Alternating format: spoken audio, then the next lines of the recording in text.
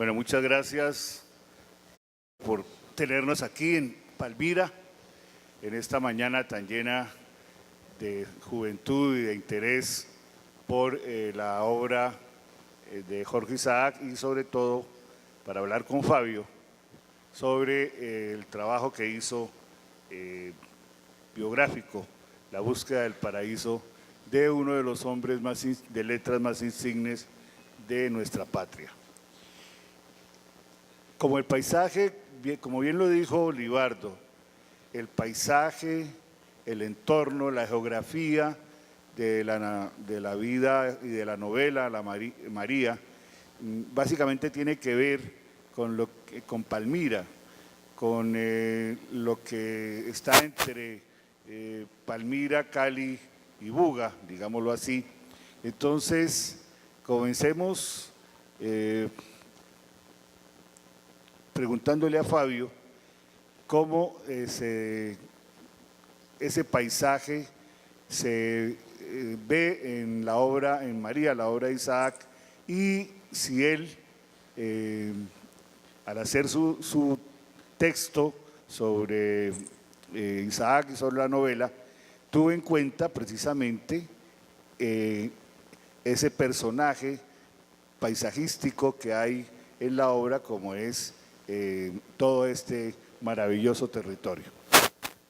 Bueno, en primer lugar, quiero agradecer pues de una manera muy especial al Festival Oiga Mire Lea, bajo la dirección de la doctora Penilla de la Biblioteca Departamental de Cali, a Catalina Villa, al doctor Jacobo Tobar de Confandi, a nuestro querido amigo Libardo Díaz de Confandi también por esta maravillosa invitación, al poeta Omar Ortiz que está aquí conmigo y que creo vamos a hacer un buen conversatorio, y por supuesto a ustedes, los jóvenes estudiantes de Palmira que vienen a acompañarme.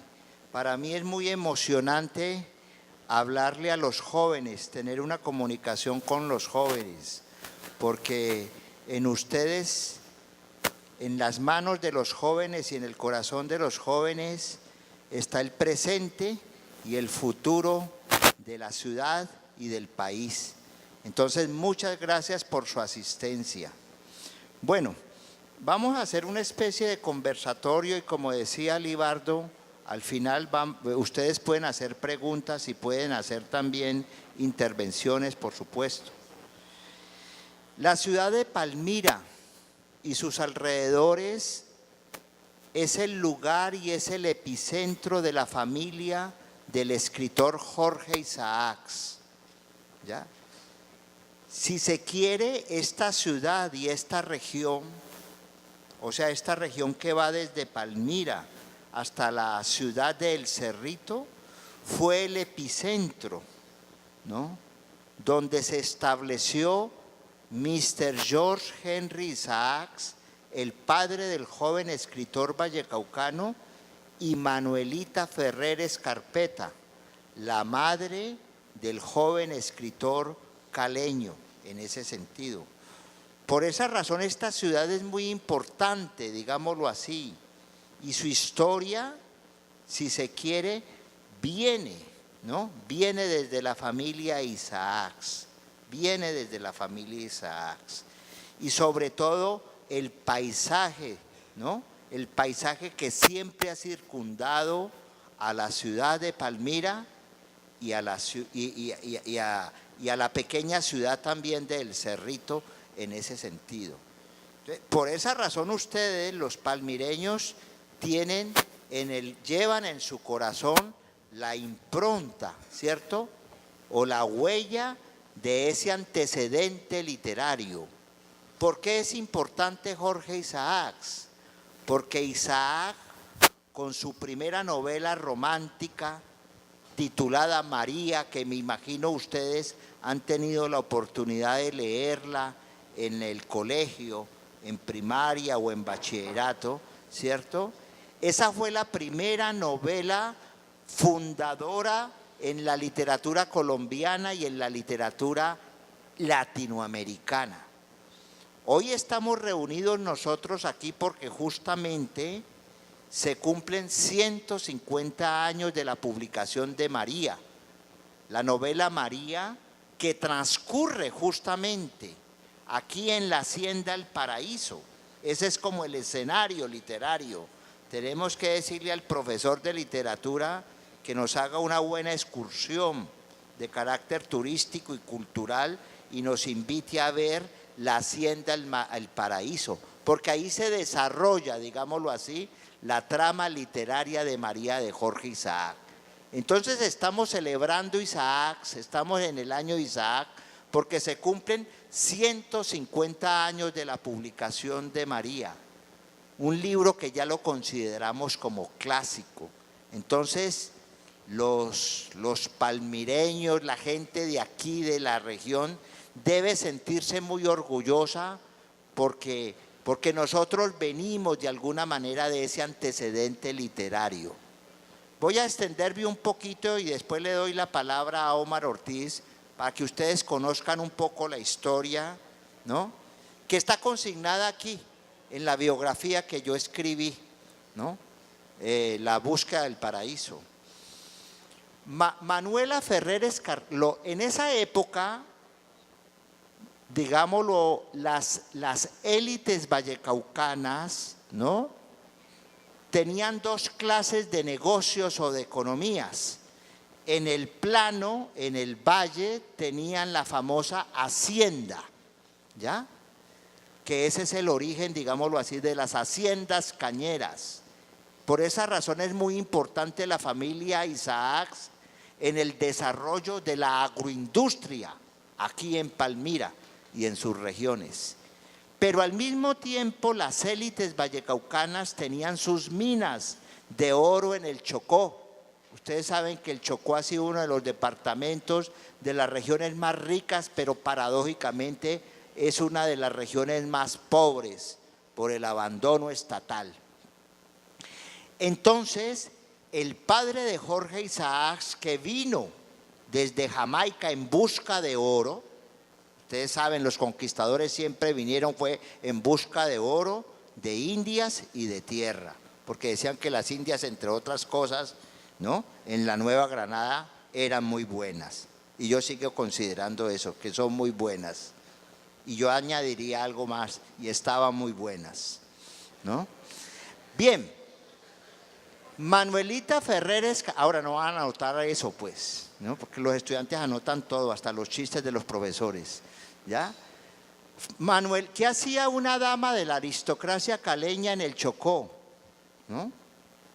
Muy sencillo, como sus padres, su familia tenía haciendas y minas en el Chocó, ella iba por temporadas al Chocó.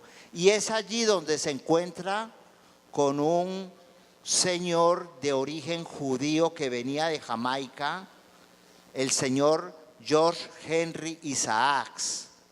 Y allí se casan. Y del resultado de ese matrimonio nacen 9 hijos, entre ellos el escritor Jorge Isaacs. Y es Manuelita Ferrer Escarpeta que trae a George Henry Isaac, ¿no?, a establecerse aquí en la Villa de Las Palmas. Ustedes saben que la ciudad de Palmira hasta el siglo XIX tenía un nombre muy bonito. Claro que Palmira también es un nombre muy bello, pero se llamaba antes la Villa de Las Palmas. Y es aquí donde ellos, o sea, los padres de Jorge Isaac, ¿no?, George Henry y Manuelita, empiezan a comprar tierras y compran la hacienda Manuelita. ¿Por qué se llama Manuelita? En homenaje a la madre de Isaac. La hacienda Manuelita, que más adelante va a ser el futuro ingenio Manuelita. Por esa razón yo les decía al comienzo que la familia Isaac está muy arraigada, como dice el poeta Omar Ortiz, al paisaje de Palmira, al paisaje del Valle del Cauca, ¿no? Y son los pioneros, ¿no?, en el desarrollo económico de la región. Eso es algo muy importante, ¿no? Porque el señor George Henry Isaac, ¿no?, tiene la hacienda Manuelita, tiene la hacienda La Rita, que está aquí también a pocos kilómetros de Palmira, y compra para el veraneo la hacienda El Paraíso, donde hoy es el museo y es el escenario literario de Jorge Isaac. Por esa razón, ustedes que pertenecen a esta ciudad y a esta región tienen que sentirse muy orgullosos, porque fue en este territorio, fue en este paisaje, ¿cierto?, que nació y vivió uno de los mejores escritores colombianos y latinoamericanos del siglo XIX. Gracias, Fabio. Yo quisiera recordar, además, que, como lo cuenta Carlos Palao en la película que hace sobre la migración japonesa a Palmira, es un japonés que lee en su tierra María y queda tan prendado del paisaje que allí se narra que decide venir a vincularse a este territorio, y así comienza a llegar una migración que fue pionera en el cultivo del arroz, ¿verdad, Fabio? Sí, claro. Ustedes tienen que comparar un poco que María de Jorge Isaacs, que fue publicada en el año de 1867 en Santa Fe de Bogotá. En esa época Bogotá se llamaba Santa Fe de Bogotá. Al día siguiente de su publicación, eso fue un éxito literario, un éxito editorial inconmensurable, ¿no? Desde España hasta Argentina, y empezaron a publicarse ediciones, más de 25 ediciones, digo yo en la biografía, que se alcanzaron a editar, fuera de las ediciones piratas, pues porque desde esa época ya existían piratas, no piratas de mar, sino piratas que publican un libro para su propio bolsillo, ¿ya? O sea, eso fue un boom literario muy importante, como lo fue en 1967 la primera edición de 100 años de soledad. Por esa razón, Jorge Isaac y García Márquez son los dos escritores emblemáticos más importantes de nuestra literatura. Y efectivamente, como lo dice Omar, ¿cierto?, en la década del 20 la novela llegó a Japón, ¿ya?, traducida al japonés, ¿ya? Bueno, esa novela desde que salió fue traducida al inglés, al francés, al alemán, etcétera, etcétera, ¿cierto? Y allí un grupo de japoneses leyeron María de Jorge Isaac, que es lo que recoge nuestro cineasta tulueño Carlos Palao en su película en homenaje a estos migrantes japoneses. Y es tan poderosa la literatura, ¿no?, porque ustedes saben que él inventa allí la metáfora del paraíso, ¿ya? Y efectivamente en el siglo XIX el Valle del Cauca era un paraíso, esto era un paraíso, y creo que todavía lo sigue siendo, pues, con algunos demonios, ¿cierto?, que andan por allí pululando en el ambiente. Con algunas ¿cierto? serpientes. ¿Ah? Con algunas serpientes, ¿no? Sí, con algunas serpientes venenosas, porque como se dice, no hay paraíso sin serpiente, ¿no? Ni hay infierno sin demonio, en ese sentido. Jorge Isaac inventa el paraíso, por eso yo lo digo en la biografía, él lo que hace es hacer una reinvención del paraíso, ¿no? Y es tan poderosa María de Jorge Isaac que cuando estos japoneses, nipones, leen la novela, ¿no?, quedan tan entusiasmados con la novela que dicen: nosotros queremos ir al paraíso, y hacen un viaje hasta Colombia y se radican aquí en la ciudad de Palmira, en la joven ciudad de Palmira, y ese es el comienzo de ese proceso migratorio tan importante de la cultura japonesa en Palmira y en la región del Valle del Cauca. O sea, fue gracias a una obra literaria, ¿no?, que esa cultura japonesa, que esa cultura migrante, ustedes saben a qué me refiero, logró establecerse en la ciudad de Palmira, y no solamente establecerse, sino que articularse a la joven agroindustria vallecaucana. En esa época, digámoslo así, los dos productos fundamentales que se producían en esta región era la caña de azúcar, ¿cierto?, y el millo, el famoso millo, ¿ya?, en ese sentido. Entonces, eso es lo que explica, ¿no?, esa es la pregunta del poeta Omar, ¿no?, ¿por qué razón nosotros, por fortuna, tenemos japoneses aquí en la ciudad de Palmira?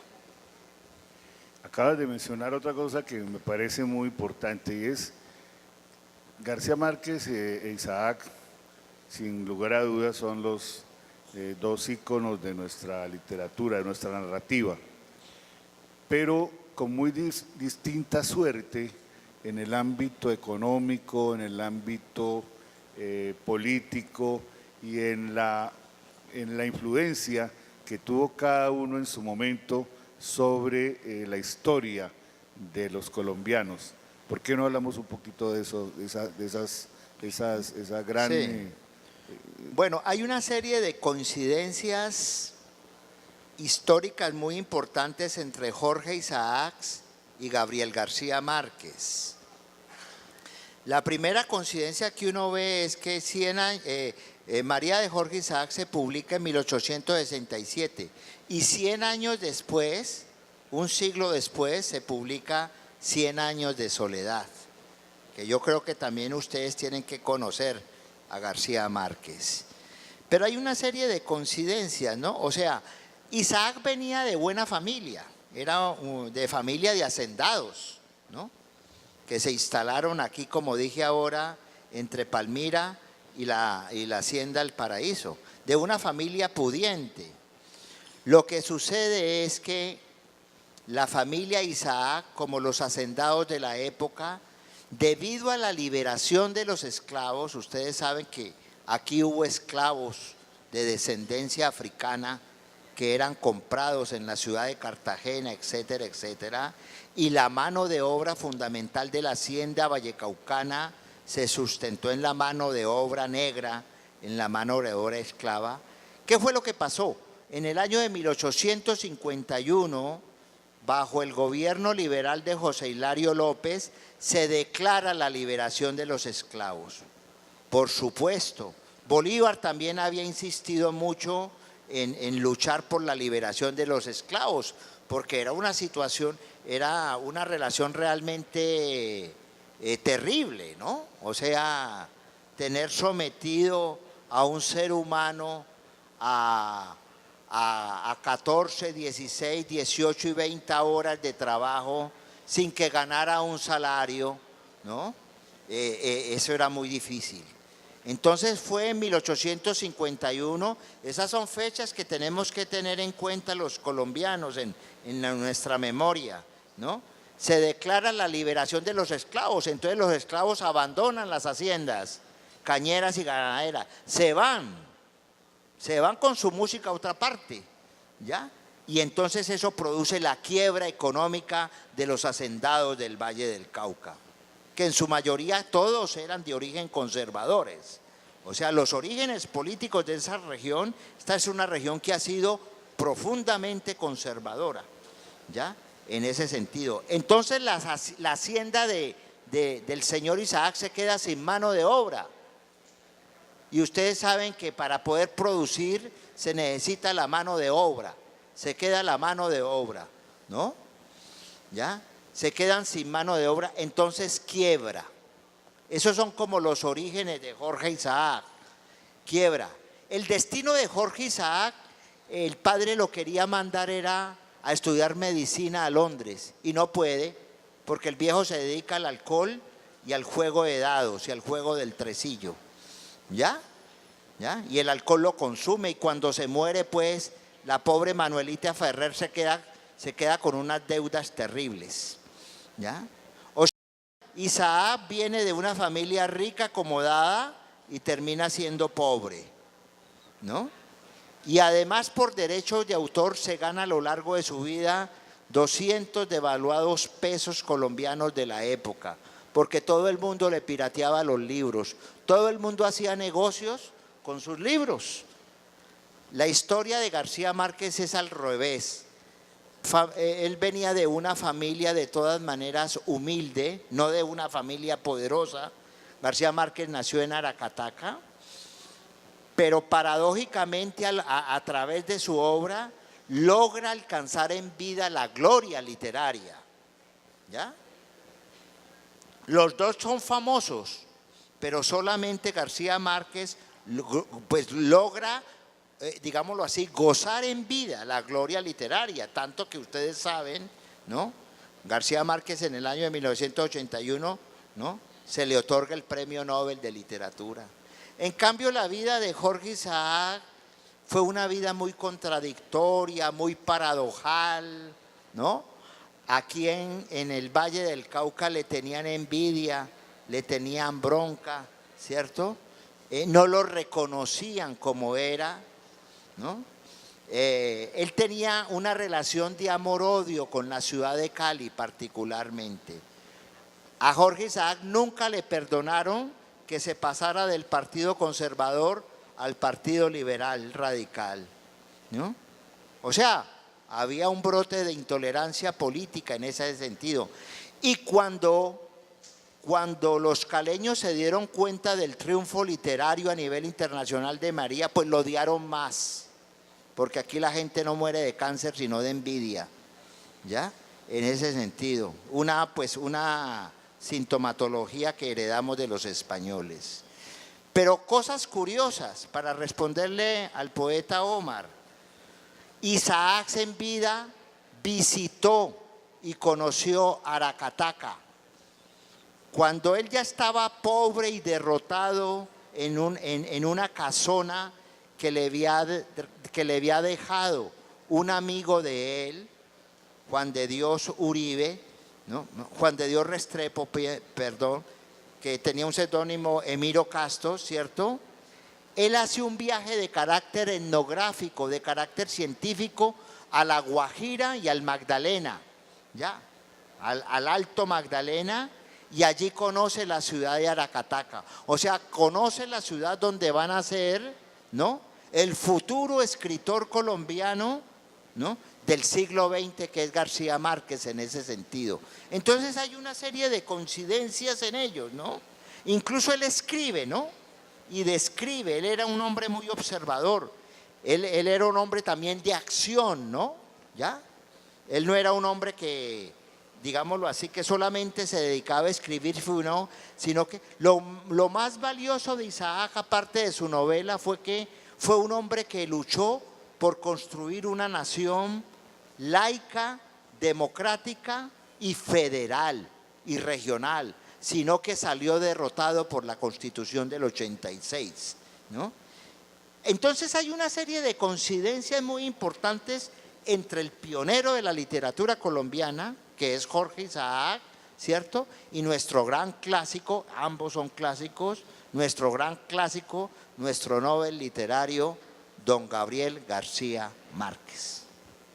Igual ambos fueron perseguidos políticos, pero con muy distinta suerte, ¿verdad, Fabio? Sí, sí, claro.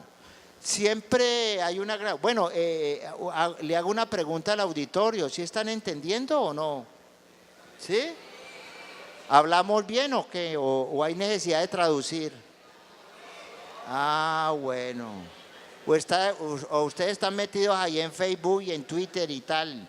¿Ya? Ah, bueno, eso lo hacen más tarde. ¿Ya? Bueno, ambos, o sea, como lo decía antes, Jorge Isaac, cuando estuvo en la Cámara de Representantes, él tuvo varios cargos políticos muy importantes. Fue miembro de la Cámara de Representantes por el Estado Soberano del Cauca. Esto no se llamaba antes Departamento del Valle. Colombia estaba dividido por regiones y nosotros hacíamos parte del Estado Soberano del Cauca. El Estado soberano del Cauca estaba compuesto por Chocó, Valle, Cauca y Nariño. Estábamos divididos por regiones, no por fronteras administrativas como lo estamos ahora. Él fue también jefe del cantón de la Villa de Las Palmas. Eso ustedes lo tienen que tener muy en cuenta, el padre. Y el hijo, como digo, fue miembro de la Cámara de Representantes, ahí se convirtió al Partido Liberal y luchó por un país regional unido, ¿no? O sea, en síntesis, luchó para que el país se construyera a partir de las regiones, que fuera un país federal, como lo es hoy, por ejemplo, los Estados Unidos de Norteamérica. Los Estados Unidos de Norteamérica son un país federal. Nosotros a partir del 86 fuimos un país y seguimos siendo un país centralista. Y eso es un problema grave, porque hasta para hacer una vuelta de una visa para un país tenemos que viajar a Bogotá, etcétera, etcétera. Entonces, él fue perseguido políticamente, ¿ya? Él participó en las guerras civiles.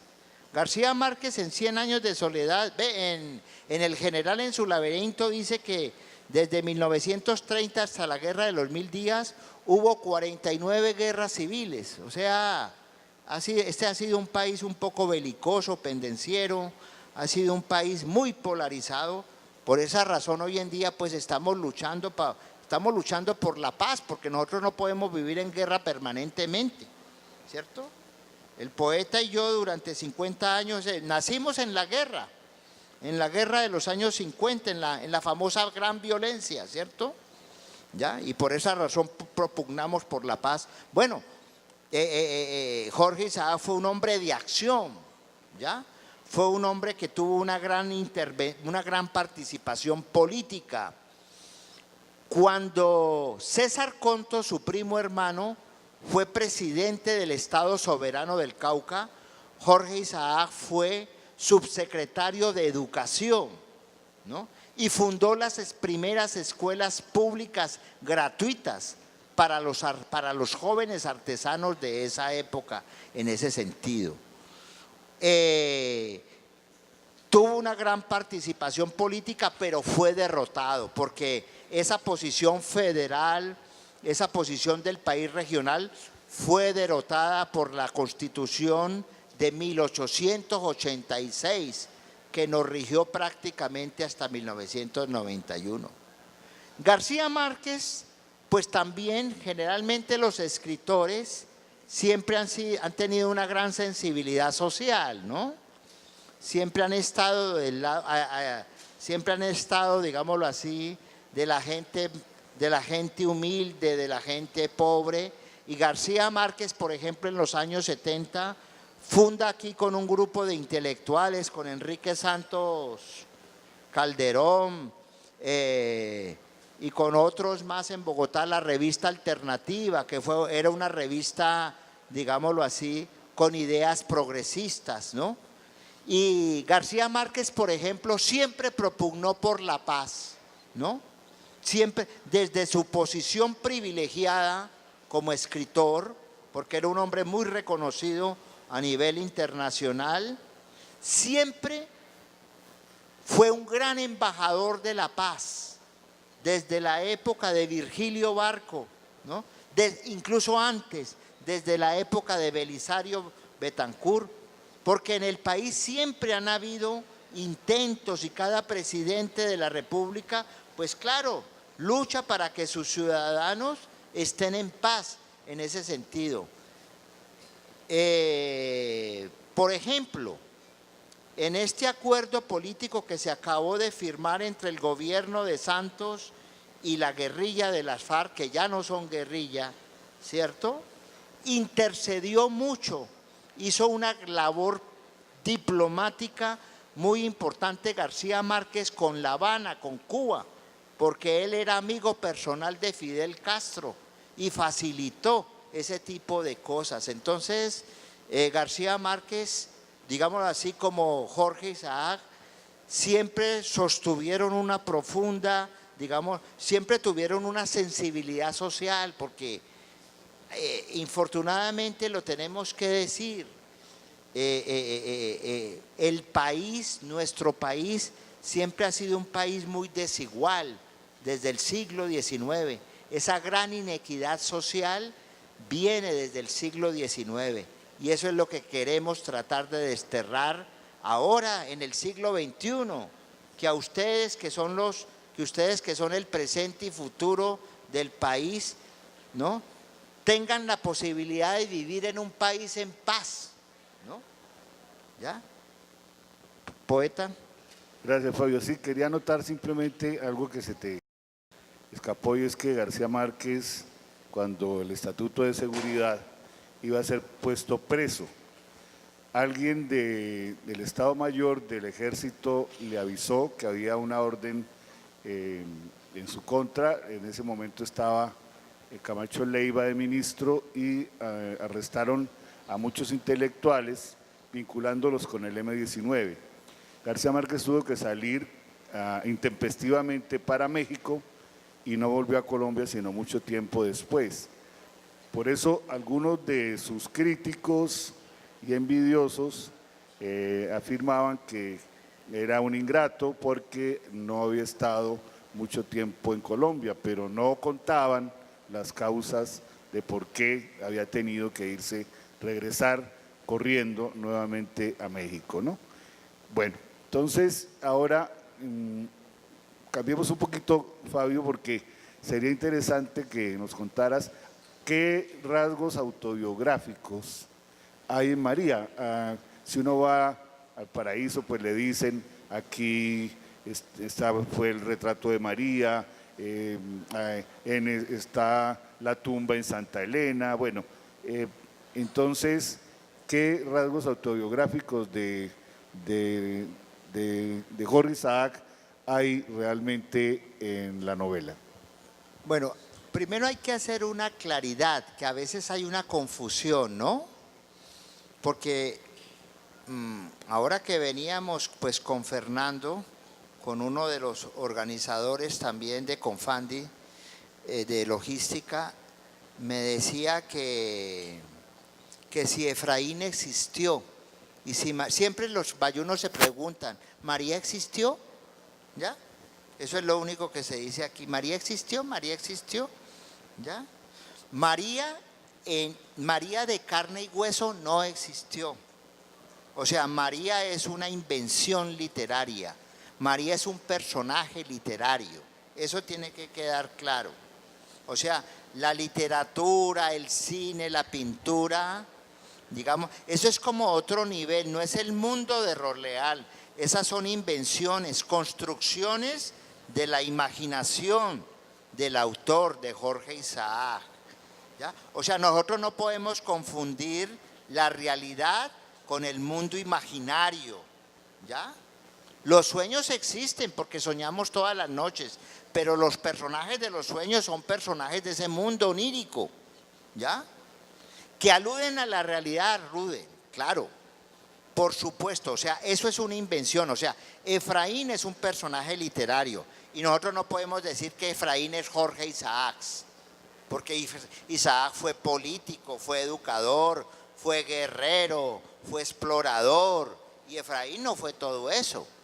Efraín se dedicó a enamorar a María en la novela. Es una invención literaria. Entonces no hay que confundir la realidad con la ficción literaria. Ahora, por supuesto, los lectores tienen razón. En toda novela hay ciertos rasgos autobiográficos, ciertas huellas del autor, ¿sí o no?, que están en clave, ¿ya? Que están en clave. Entonces, para responderle aquí al poeta Omar, Efraín, por supuesto, es el alter ego de Jorge Isaac, ¿ya? ¿Qué es el alter ego? Como el otro yo, como en el que yo me identifico. Todos tenemos un alter ego, ¿no? ¿Ya?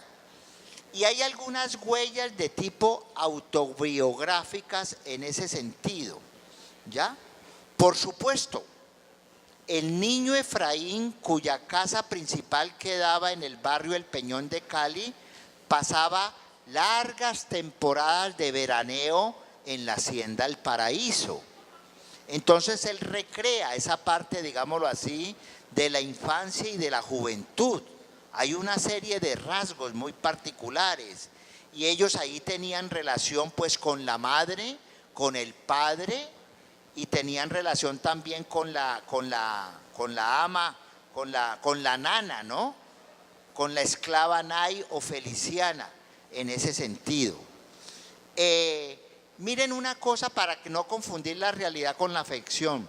Yo ya lo dije antes, en la vida real el papá de Isaac quiere llevarlo a estudiar medicina a Londres. No lo hace porque se queda quebrado, ¿ya? Pero en la novela Efraín sí viaja a Londres. O sea, uno hace en la novela lo que no puede hacer en la vida real. Por eso la novela para los novelistas es como una especie de catarsis en ese sentido. Yo puedo ser pobre en la vida real, pero en la novela me puedo hacer un personaje que sea rico y que tenga dinero, que tenga cash money. Entonces eso compensa un poco mi pobreza. O sea, la literatura, como tiene una relación directa con la imaginación, da para todo. María, el personaje María con el que se enamora Efraín, porque es una relación de tipo romántica, ¿cierto? Efraín, Isaac tomó el personaje María de una prima llamada Esther. O sea, María no existió, existe en la novela, ¿ya? ¿Ya? Pero él toma los rasgos biográficos de una prima hermana que tuvo ella. ¿Cuál es la historia? El padre, como era de origen jamaiquino, tenía un hermano que se llamaba Salomón y quebró. En esa época como que todo el mundo quebraba. Bueno, en esta época también todo el mundo quiebra, ¿ya? Bien, y quebró. Entonces Salomón, que se fue a la India en busca de fortuna, ¿ya? Manda a la niña, eso transcurre en la vida real, manda a la niña Esther, ¿no? Y el padre Isaac la acoge y viven aquí en la hacienda Manuelita y viven y pasan sus veraneos, sus vacaciones en la hacienda El Paraíso. Entonces el niño y el joven Isaac conoce a esa niña Efraín y seguramente hubo un amor incestuoso. O sea, María de Jorge Isaac es producto de una relación incestuosa.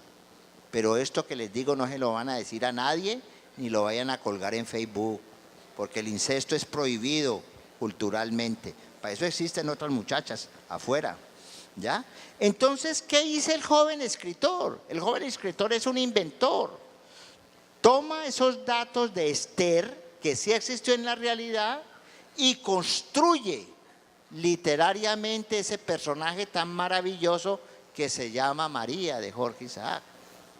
¿Ya? Vamos cerrando. Sí, bueno, yo creo que ya con esto vamos cerrando. Solamente quedaría que Fabio nos haga una invitación a por qué retomar y volver otra vez sobre María. Bueno, yo pienso, miren, yo pienso que esa fue, digámoslo así, un poco la idea cuando yo me empecé a interesar por Isaac, ¿no? Yo me empecé a interesar por Isaac porque era un personaje de mi región, ¿ya? Y por otra razón muy sencilla, porque en los colegios nos han enseñado pues a leer María de Jorge Isaac, pero no conocemos la vida de Jorge Isaac. Entonces yo quería conocer la vida de Jorge Isaac y a través del conocimiento de la vida de Jorge Isaac quería conocer la historia del Valle del Cauca en el siglo XIX, ¿ya? O sea, yo tenía una curiosidad histórica. Yo pienso que es muy importante ustedes que son vallecaucanos, ¿cierto? Nosotros para poder comprender el presente tenemos que volver al pasado, tenemos que volver a las raíces.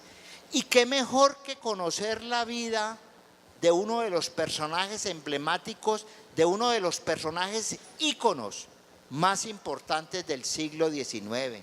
Entonces nosotros como vallecaucanos y como colombianos tenemos que volver a leer María de Jorge Isaac, ¿no? Porque ahí está representado el paisaje vallecaucano. Ahí podemos mirar cómo eran las relaciones, las relaciones interpersonales, ¿no? En aquella época, ¿no? Y también conocer la biografía de Jorge Isaac, porque fue un personaje muy importante de nuestra cultura, ¿no? Por esa razón, digámoslo así, estamos hoy en el año Isaac, ¿no? Y hoy en día se hacen estudios y análisis literarios muy interesantes sobre María. Por ejemplo, no solamente se estudia la relación romántica que hubo en ese amor entre Efraín y María, sino que yo que trabajo con la Universidad del Valle, por ejemplo, hay estudiantes que a veces hacen una tesis sobre la presencia afro en María, ¿no? Un estudio sobre el paisaje vallecaucano en María. Por ejemplo, ahora que vivimos, digámoslo así, encarcelados en el cambio climático, ¿sí o no? En la destrucción del medio ambiente, es muy importante que volvamos, porque eso efectivamente, Palmira, Amaime, el río Nima, el Cerrito, incluso hasta Buga y Tuluá, ¿no? Esto era considerado como el paisaje paradisíaco en ese sentido. Entonces, por esa razón tenemos que volver al pasado. Tenemos que volver al pasado. Hoy en día, miren, les voy a dar la siguiente información. Hoy en día en varios países se empiezan a reeditar la novela María, ¿cierto? ¿No? En varios países, no solamente en Colombia, en ese sentido. Entonces, yo invito a los jóvenes estudiantes a que nos acerquemos de nuevo a esa obra literaria que es muy importante y que nos acerquemos a ese ícono, a ese personaje. Bueno, yo traje finalmente, ahora les vamos a dar la palabra a ustedes, los que están interesados, los que de pronto estén interesados y quieran adquirir el libro que se encuentra en la Librería Nacional, la Universidad del Valle, por ser el día de hoy, lo está dando a precio editorial. Algunos que estén interesados, ¿no? Y de pronto podíamos pensar, pues yo en un momento dado podía dejarles 1 o 2 libros, ¿no? Para que ustedes allá, de pronto a los colegios, ahí miramos a ver. Pero los que estén interesados, pues el libro en este momento, el libro tiene un costo de 20.000 pesos, que es un costo editorial. Pero lo importante es que lean, ¿no? Que lean la obra. Bueno, poeta, yo creo que podemos pasar, si hay algunas preguntas, unos 15 minutos. ¿Alguna pregunta? ¿Quién tiene? Sí. Con esto pues damos por terminada la conferencia. Les agradecemos mucho el conversatorio, les agradecemos mucho su atención.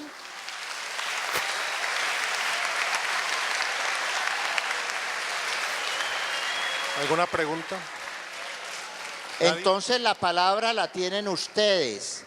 ¿Preguntas o alguna intervención? Porque aquí debe haber más de un joven que ha leído, María. Bien, preguntas entonces. Buenas tardes, ya creo. Tengo una sola pregunta que es respectivo tanto a lo literal como a lo poético, como a leer. ¿Qué consejo le darían a ustedes, a los estudiantes pues, que estamos acá presentes, que escriban ya sea poesía, cuentos o que les arreguen mucho el tema literario, a la escritura? ¿Qué consejo les daría? Bueno, yo dejo al poeta Omar que responda, pero bueno, yo también voy a responder. Hay una Por favor. Hay una tarea fundamental que tiene que hacer quien quiere escribir, y es leer mucho. Básicamente, quien lee termina escribiendo.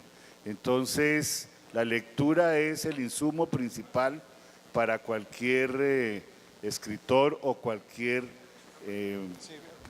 pichón de escritor, ¿no es cierto? Hay un talento, tiene generalmente un talento que básicamente podríamos tener todos, unos más, otros menos, pero ese talento hay que alimentarlo, hay que construirlo. Ustedes saben que los talentos que no se ejercitan se pierden, porque los talentos no duran si uno no pone de su parte para hacerlos crecer y hacerlos verdad, ¿no? Y en la escritura, a pesar de que sí hay, digamos, puede tener alguna sensación de inspiración, de algo que te mueve a escribir, si eso no se nutre debidamente con un ejercicio de lectura, es muy difícil. O sea que para mí lo principal es leer y leer mucho. Bueno, yo voy a ser muy breve. Estoy de acuerdo, para poder escribir cuento, poesía, novela, ensayo o incluso ciencia, porque los científicos también tienen que escribir, ¿ya? Tienen que leer y tienen que viajar. Ojalá tengan la posibilidad de viajar, pero no viajar por internet, porque eso es muy fácil. Viajar en la vida real, leer y viajar, porque cuando uno lee, descubre nuevos mundos, y cuando uno viaja, descubre nuevos mundos. Por esa razón, leer es un viaje que nos permite descubrir nuevos mundos. Otra pregunta o intervención. Muy buenos días, Carlos Arana, de la Institución Educativa Afrocolombiana Atanasio Girardot. Más que una pregunta, es un aporte desde la historia, en el sentido de que ese escenario que les pintó a los japoneses don Jorge Isaac, luego lo recrea un japonés y un vallecaucano, ambos ingenieros agrónomos. Guillermo Ramos Núñez, un chocuano, profesor de la Nacional, en el 77 escribe reseña histórica de la colonia japonesa de Corinto, Cauca. Yo le pediría respetuosamente a ustedes como profesores de universidades públicas que se pueda volver a editar este libro y que se le haga un comercial igual a Viva la Música, porque los jóvenes entre los 18 y los 28 años tienen dos escenarios peligrosos, la biblioteca y la discoteca. Yo los invito a que ellos encuentren estos libros. Aquí recrea por qué esas 25 familias llegaron a Corinto. Eso refuerza mucho el tema del cine y la novela. Y hoy por la tarde en Cali hay algo igual que lo que están haciendo ustedes, pero desde la visión afro. Adelaida Fernández y el profesor Darío Henao nos están esperando a las 4 de la tarde para continuar ese bello conversatorio que ustedes hacen hoy, y son dos obras que son escasas. No las encontramos fácil. Esta de estos japoneses y la de Adelaida Fernández, que creo que apenas está saliendo a la edición pública. Es como mi aporte desde un territorio afro. Trabajo en la zona de Tarragona y esa visión de la hacienda histórica, pero días también de esclavos. Aquí, para terminar, todo este material me lo prestan en Confandi por esa amistad que tengo tan grande con estas bibliotecas, desde la época de Cecilia Rojas Peña y ahora con estos jóvenes, no tan jóvenes como el amigo Alex Manuel Serrano Mera. Muchas gracias, jóvenes, y en esas bibliotecas los esperan, igual que en las discotecas. En las discotecas no hay Satán.